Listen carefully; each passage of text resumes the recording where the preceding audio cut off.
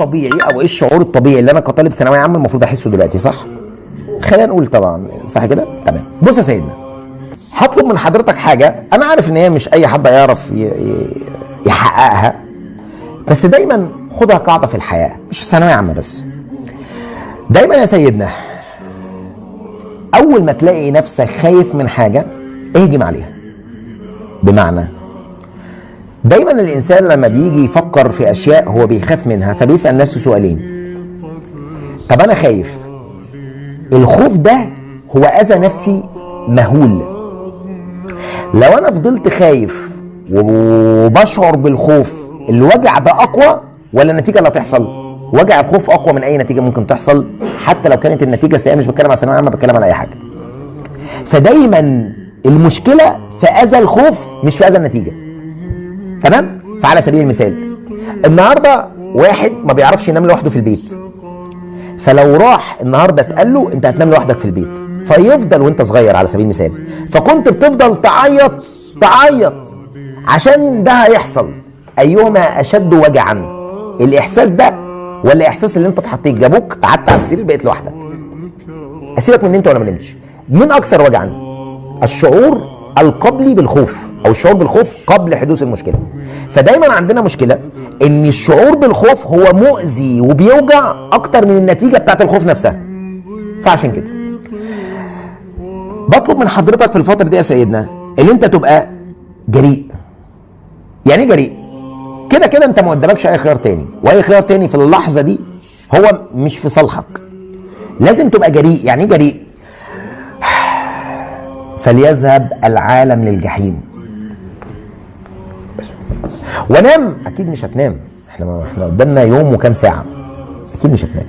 بس طب افرض فليذهب العالم للجحيم. فليذهب العالم للجحيم، انا مش بدعي العالم، انا قصدي يحصل ليه؟ لان احساس الوجع ده ولا مطلوب منك دينيا، ولا مطلوب منك كثانويه عامه، ولا مطلوب منك حتى كحد ناضج، ولا مطلوب منك كحد سوي، بل احساس بالخوف. عشان كده ربنا اخبرنا قال تعالى ايه؟ الشيطان يعدكم الفقر.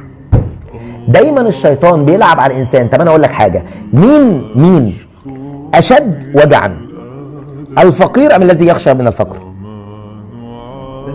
الذي يخشى من الفقر.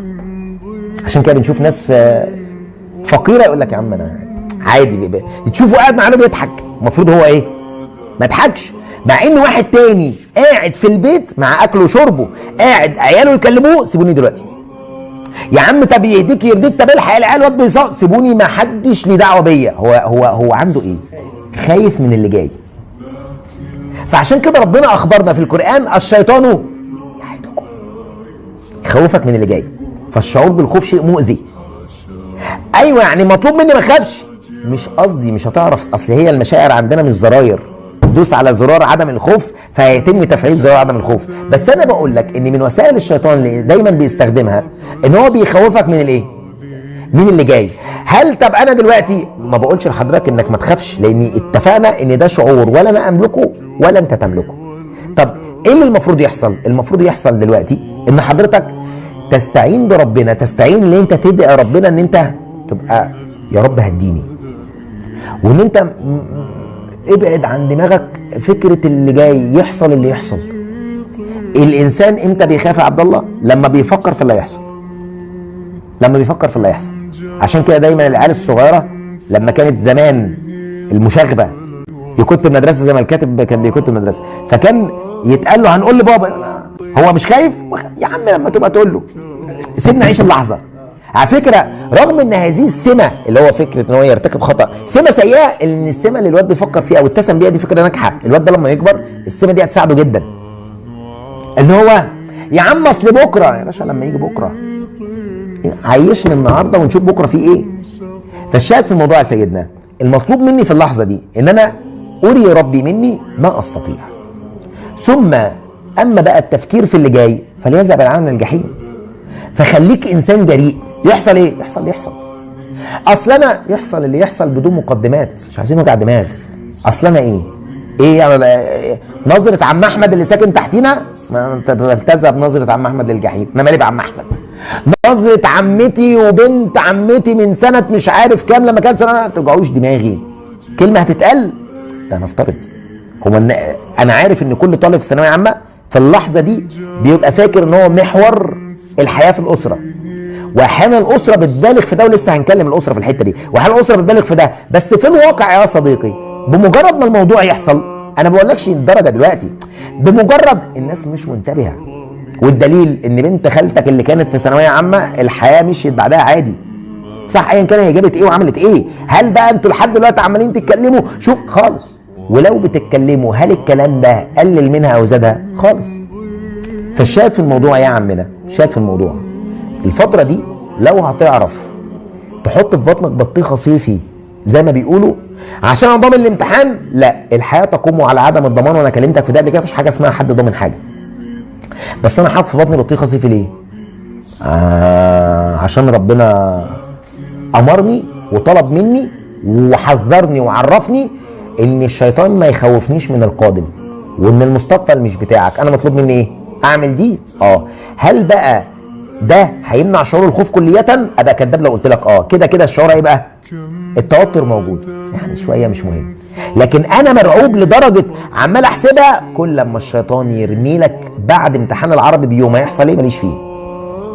انا كل تفكيري فين دلوقتي؟ انا دلوقتي مطلوب مني اعمل ايه النهارده؟ هعمله. يجي الامتحان اعمل ازاي؟ معرفش. ليه؟ لانك يا صديقي في النهايه انت عايز تري ربك منك ان انا عملت اللي عليا في هذه الفتره. ما تفضلش ترجع بالزمن لورا، ولا ترمي لورا، ولا تروح لقدام. عملت اللي عليا في هذه الفتره، في ايدي حاجه تاني اعملها؟ لا. اذا التباكي والخوف والندم والتوتر والحرص الزائد في التفكير، كل ده مش هيقدم ولا هيأخر. ده يرهقني ذهنيا، هيتعبني نفسيا، هيضرني تعليميا، مش هيعمل اي حاجه، مش هيفيدني في اي حاجه. فبناء عليه انت مش هتحاسب على ده، ربنا مش هيكافئك عشان انت متوتر، تمام؟ لكن ربنا يكافئك ويعينك لما حضرتك تبذل مجهود. فعشان كده يا سيدنا شعور بالخوف والاطمئنان، قصدي الشعور بالخوف والاضطراب الى اخره، اتعامل معاه ازاي دلوقتي؟ كل ما تحس ان انت متوتر او عمال تفكر في المستقبل، افتكر قوله تعالى الشيطان يعدكم الفقر. افتكر، فما تندركش معاه. واللي بعد كده يا رب مش بتاعتي، يحصل اللي يحصل، وقول لنفسك كده ما يحصل اللي يحصل، خليك جريء.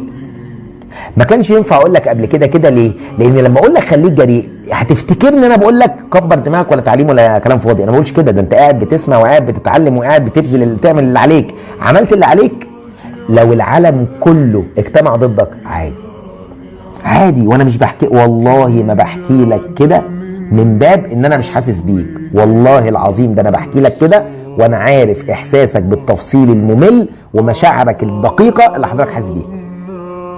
خلاص؟ وممكن ما تصدقش لو قلت لك انا حاسس نفس الاحساس بل هو اكبر، بس انت مش واخد بالك.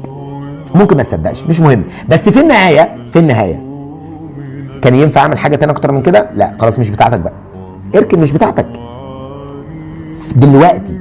كان ينفع اعمل حاجه دلوقتي، ما تفكرش في الماضي، ما تفكرش في اللي جاي، مالكش دعوه ولا باللي جاي. المستقبل مش بتاعنا. انت عايز تضمن مستقبل ودول بتقوم وتقع في يومين، في دوله في يومين، فانت بتتكلم في ان انا مش بتاعتي. ليه الاحداث المحيطه بيك دي المفروض ترجعك لربنا عشان تعلم في النهايه ان المستقبل مش بتاعك. انت مطلوب منك تعمل ايه؟ عملت اللي عليك، تعال اركن بقى على جنب. يا رب الجأ لربنا، يا رب انا نفسي في ايه؟ تعني وتوفقني. والله الكليه دي جت، لو هي خير ليا وفقني ليها ووفقها ليا وقدر ليا كل السبل المتاحه. والله لو الخير ليا والتوفيق ليا الاجتماعي والمادي والثقافي والحياتي والديني والدنيوي في حته تانيه اللي انت شايفه ورا، لو عرفت تعملها بيقين هتشعر بشيء من الاطمئنان. عشان كده ربنا قال لنا ايه؟ الا بذكر الله تطمئن القلوب.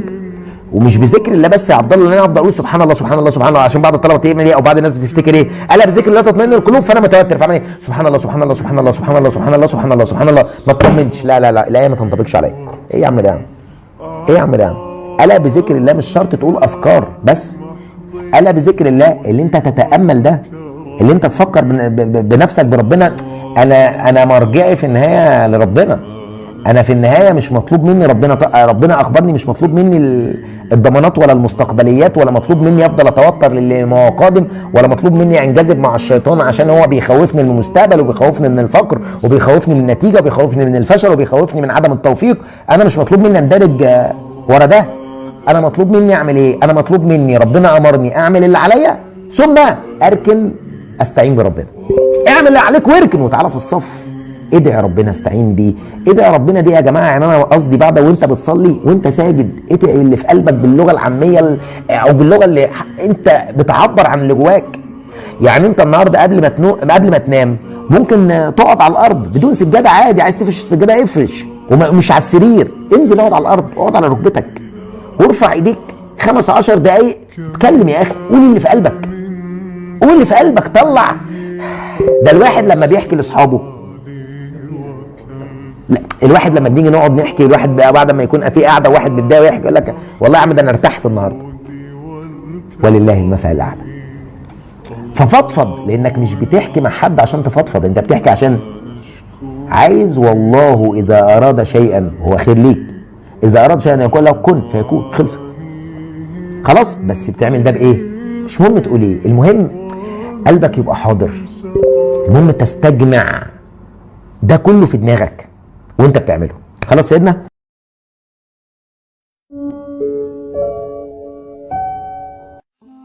يا طالب العلم لا تركن إلى الكسل، وأعجل فقد خلق الإنسان من عجل، واستشعر الصبر في كتب العلوم، وقل أعوذ بالله من علم بلا عمل.